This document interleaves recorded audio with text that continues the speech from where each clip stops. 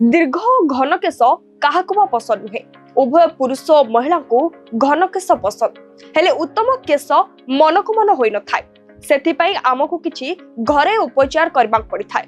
आजिकल लोके अनेक घरे उपचार अपनाउछंती हेले केश को बढ़िबा पाई लोके सबुज चा और निंब पत्र प्रयोग करिथांती मात्र एही दुईटी पत्र मध्यरु केउटी आपणको केश पाई अधिक लाभकारी जानते कि एही कथा अधिकांश लोक जानि नाहंती।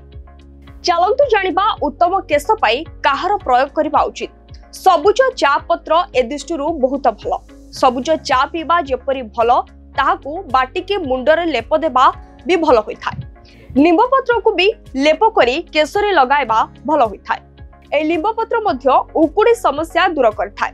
सबुज चा और निंब पत्र रो स्प्रे भी सप्ताह को थरे किंबा दुई थर करबा भल होई थाए। सबुज चारे थिबा एंटीऑक्सीडेंट केशर वृद्धि पाई खूब भल भाबरे काम करे। एबळे कि हेल्थ टिप्स संपर्क रे जानिबा पई हम चैनल को लाइक शेयर एंड सब्सक्राइब करंतु।